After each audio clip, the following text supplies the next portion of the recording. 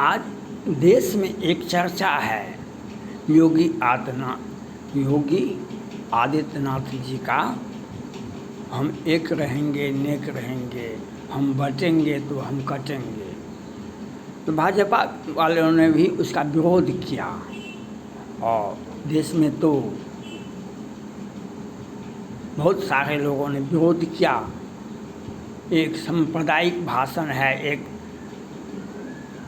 नीच मानसिकता का प्रतीक है। ये बहुत सारे लोगों ने बहुत सारा अपना अपना बयान दिया। ये राजनीतिक मुद्दा है, देश को बरगलाने और बर्बाद करने के लिए एक रास्ता है। लेकिन आप आवाज़ दो हम एक हैं, आवाज़ दो हम एक हैं। सुभाष चंद्र बोस ने कहा था, तुम मुझे खून दो तो मैं तुम्हें आज़ादी दूंगा। सुभाष चंद्र बोस ने कहा था, तुम हमें खून दो तो मैं तुम्हें आज़ादी दूंगा। महात्मा गांधी जी ने जालियांवाला बाग कांड को देखे तो वे अहिंसात्मक हो गए। उन्होंने कहा सत्य और अहिंसा का सहारा लिए। महात्मा गांधी ने सत्य और अहिंसा का सहारा लेकर के क्रांति का एक नया अध्याय शुरू किए। लेकिन महात्मा गांधी जी ने कहा था मैं अपनी पत्नी की रक्षा और अपने धर्म की रक्षा अहिंसा से नहीं हिंसा से करूँगा। महात्मा गांधी जी ने कहा था हम अपनी पत्नी की रक्षा, अपने धर्म की रक्षा मैं अहिंसा से नहीं हिंसा से करूँगा। महात्मा गांधी तो ये आज जो है, चाहे उत्तर प्रदेश हो, जो वह निषाद जाति की 12 वर्ष की बेटी के साथ ज्यादती हुआ, या उत्तर प्रदेश में कन्नौज में जो हुआ, आज पश्चिम बंगाल में जो हुआ, दिल्ली में जो हुआ, श्रद्धा के साथ जो हुआ, निकिता तोमर के साथ जो हुआ, तो किसी ने इंडी गठबंधन ने काहे न आवाज़ उठाया। और भाजपा में भी बहुत सारे नेताजी हैं, वे बोलते हैं अपना चापलूसी के लिए, अपना पद के लिए, अपना सब जगह बोलते भी नहीं हैं। आज महामहिम राष्ट्रपति जी भी आए हैं, मैं भयभीत हूँ। वे भी कहते हैं पश्चिम बंगाल की स्थिति पर एक महिला डॉक्टर के साथ जो हुआ वह उस पर बोल रहे हैं। लेकिन हमारी बुनियाद ही कमज़ोर है। सुशांत सिंह राजपूत के लिए अगर आवाज़ उठाते महामहिम राष्ट्रपति जी, प्रधानमंत्री नरेंद्र मोदी जी, गृह मंत्री अमित शाह जी, सुप्रीम कोर्ट या हाई कोर्ट, तो आज ये दिन नहीं देखना पड़ता। पश्चिम बंगाल से ही रिया चक्रवर्ती आती है और ममता बनर्जी भी पश्चिम बंगाल से आती है। और किस प्रकार से एक देश में एक साजिशन चला और सारा का सारा संस्थान सुशांत राजपूत को न्याय नहीं दिया। आज घरियाली आंसू सभी के सभी बहाते हैं। आज घरियालू आंसू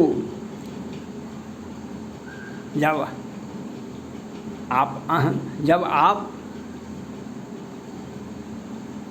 दुर्योधन और दुशासन द्रौपदी का चीरहरण कर रहा था, जब दुर्योधन और दुशासन द्रौपदी का चीरहरण कर रहा था, उसके पिताजी धृतराष्ट्र अंधे थे, वे राजा थे।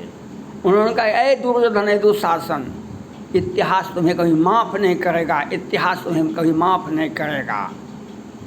उसका सर्वनाश देखे। लेकिन आप जब सुशांत सिंह राजपूत को न्याय देते तो आज ये दिन नहीं देखना पड़ता। आज संविधान की सारी संस्थाएं फेल है। हम महिलाओं को आप ममता बनर्जी क्या बोलती है, हम कानून बना लीजिए। अगर माननीय अगर देश में कानून होता ममता बनर्जी को सीधे जेल में भेज करके उसे जीवन पर्यंत जेल में ही रखना चाहिए था। अगर देश में कानून का राज होता 2% भी, तो उसको जेल में रखना चाहिए जीवन पर्यंत भी। लेकिन हम आज योगी आदित्यनाथ जी ने कहा हम एक रहेंगे तो नेक रहेंगे, हम बटेंगे तो हम कटेंगे। इस बात को मजाक में लिया जा रहा है, एक सांप्रदायिक भाषण दिया जा रहा है, एक सामाजिक सोच को बदला जाए। लेकिन भैया आप अगर घर में 5 भाई हैं, 4 भाई हैं, कोई विकलांग है, कोई अफसर बन गया है, कोई तीसरा पास है, कोई बेरोजगार है पढ़ लिख करके, तो आप सबों का मन मस्तिष्क अलग अलग होगा, सबों का मन मस्तिष्क अलग अलग होगा। लेकिन अगर आप उसमें परिपक्व व्यक्ति हैं, अपने परिवार को संभाल के रखेंगे, तो अपना अपना भविष्य, अपना अपना जद्दोजहद, अपना अपना जीविका करेगा। लेकिन अगर परिवार को सुरक्षित और एक अपना अपना जीवन यापन करने के लिए परिवार का एकता बनाए रखना अति आवश्यक है। नहीं तो विकलांग को विकलांग कहा जाएगा, बेरोजगार को मजदूर कहा जाएगा, और नहीं तो और उसे अनपढ़ कहा जाएगा। और जो अफसर हैं वे अपने आप को ऊपर समझ लेंगे।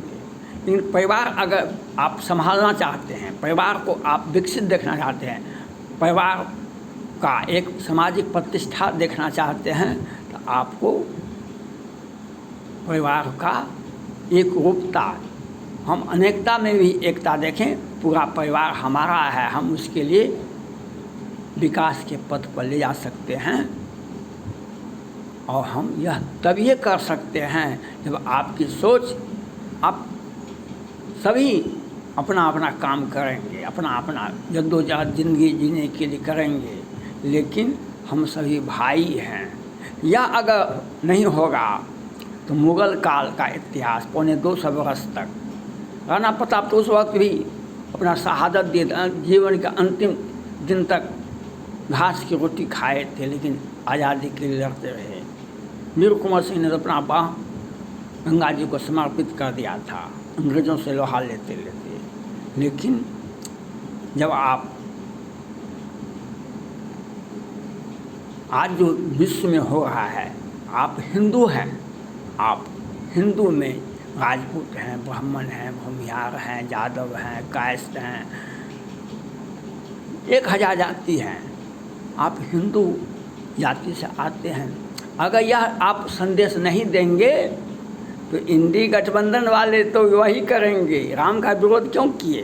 कहीं वहाँ आप वोट नहीं खिसक जाए। कृष्ण भगवान का विरोध क्यों हो रहा है? तो कहीं यहाँ वोट नहीं खिसक जाए।